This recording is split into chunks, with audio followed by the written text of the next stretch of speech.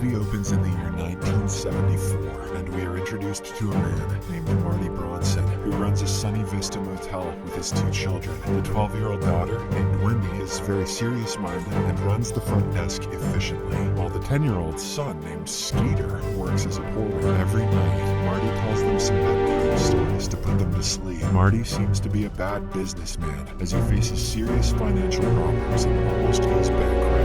As a result, he is forced to sell the motel to Barry Nottingham, CEO and founder of hotel chain Nottingham Hotels. Before finalizing the deal, Marty stipulates that Skeeter will take over the business when he's older, a condition that Barry agrees to.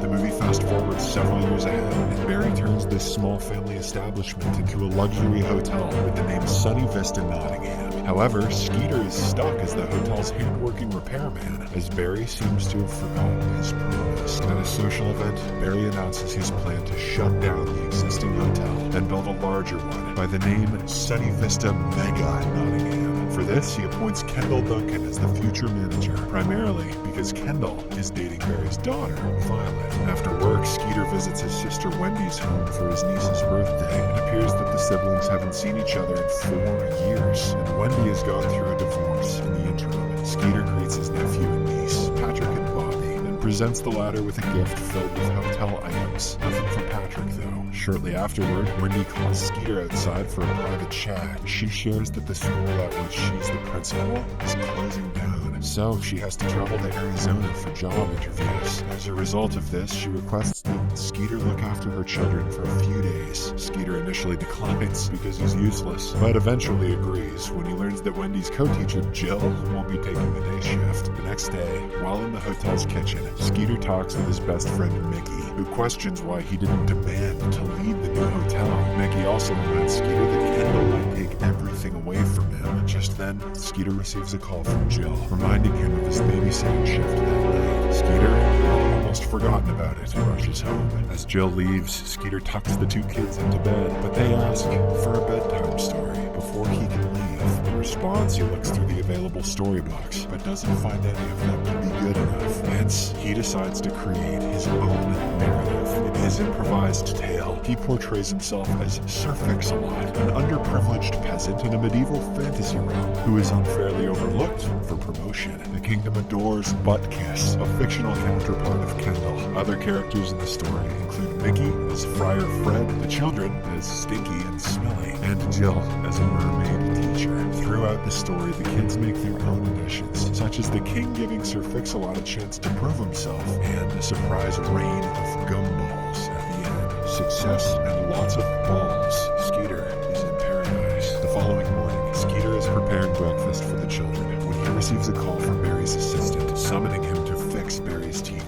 Unable to leave the children alone, he takes them along to the hotel. There, he comes across Violet and requests that she look after the kids while he repairs her father's TV. Following this, he goes upstairs, where Barry is sitting in the dark. Skeeter turns on the light, only to be berated by Barry, who believes germs multiply in the light. While repairing the television, Skeeter tries to strike up a conversation about the new hotel, and Barry reveals a hidden theme in rock and roll. Skeeter points out that another hotel already uses that theme. Hearing this, Barry calls in Kendall and reprimands him. At this moment, he offers Skeeter a chance to prove himself. If he can suggest a better theme, he'll hire him as a manager of the new hotel, replacing Kendall. "I got a theme for you," says Skeeter.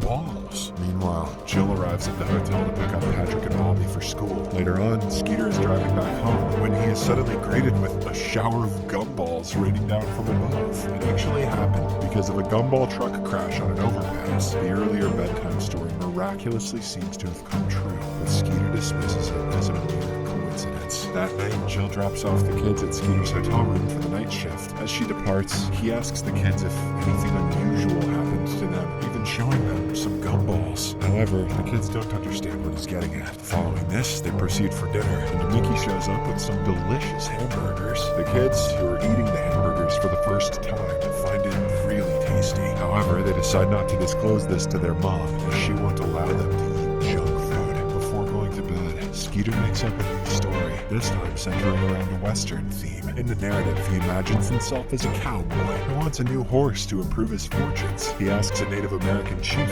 for the finest horse, and out comes Ferrari, a bright red horse. Much to the cowboy's surprise, the chief gives him this expensive horse for free. Skeeter wants to end the story here, but the kids are unsatisfied, prompting them all to add more scenes. Continuing with the story, the cowboy spots a damsel in distress and saves her from several criminals. In the aftermath, the cowboy is about to be rewarded with a kiss, but an angry dwarf kicks him. David Lynch has entered the chat. With this, the kids end the story and go to sleep. That very night, Skeeter visits a Ferrari showroom and gazes at a red car. Just then, he is approached by a Native American man. Skeeter is excited to see him as he believes that his story is actually coming true. Skeeter is in very real danger of appearing racist here. However, the man tricks him and steals his wallet. Disheartened, Skeeter drives home, and on the way, he spots Violet, surrounded by paparazzi. He steps in to help the girl and scares away the intrusive photographers. Just as in the story, Violet is about to reward him with a kiss, but an angry dwarf disrupts the moment. Violet then decides to leave, and that's when Skeeter notices her red Ferrari. He mistakenly thinks that it's for him, but she drives away,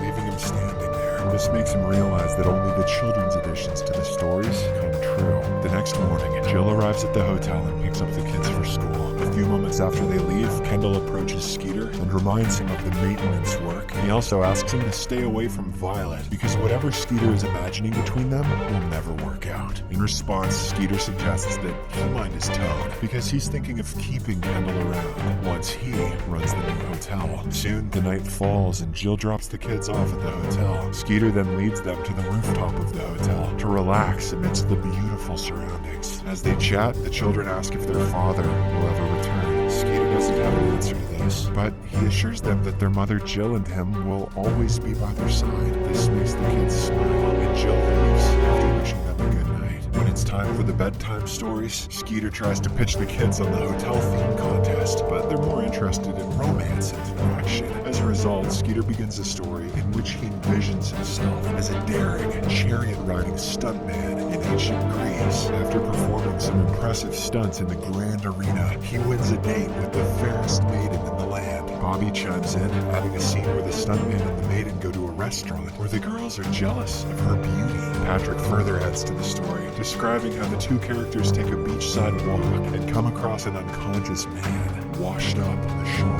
The stuntman kicks the man and lets loose a fish stuck in his throat, saving his life. Following this, it starts raining, and the two seek shelter in a cave, which has Abraham Lincoln in it. Hearing this, Skeeter gets impatient, as their story makes no sense. Okay, kids, go back to the part where I'm getting babes. However, the kids ignore him and go to sleep. The following day, Skeeter is at the beach when he receives a call from Violet. He initially believes that she's the fairest maiden from the story, but his assumption is proven wrong as she's leaving for Vegas. At that moment, he accidentally bumps into Jill, who is passing by the beach after dropping the kids at school. She invites him to join her for lunch, and they head to a restaurant. Just as in the story, they encounter a group of girls who admire Jill's beauty. After this, Skeeter and Jill go for a walk on the beach and stumble upon an unconscious man. Skeeter saves the man's life, exactly as he did in the story, and a sudden rainstorm prompts them to seek shelter under a dock. It's at this point that Skeeter realizes that Jill is the fairest maiden, and he falls in love with her. However, as they're about to kiss, he recalls the Abraham Lincoln part of the story. Sensing something odd might happen, Skeeter ducks, and moments later, a penny falls through the dock. This amuses Jill, who then moves away. The scene fast forwards to the next night, where Mickey asks about Skeeter's strategy for tomorrow's business presentation. Skeeter explains that it relies on today's bedtime story. It turns out to be Skeeter's final night with the children, as Wendy will be returning the next day. In his last story, Skeeter tells a space-themed tale in which his character battles Kendall's character to become the planet's leader. Since they're in space, Patrick wants Skeeter to talk like an alien with a translator beside him. After a fierce duel, Skeeter's character emerges victorious. He attempts to conclude the story here, deeming it a perfect ending. However, the kids aren't done yet, and they decide to have Skeeter's character incinerated by a fireball. Skeeter panics and asks the kids to change that ending, but they fall asleep. The next morning, Kendall visits Wendy's school and discusses the unfortunate news with Jill. He reveals that their school is closing down because it's the same location where the Sunny Vista Mega Nottingham is going to be built.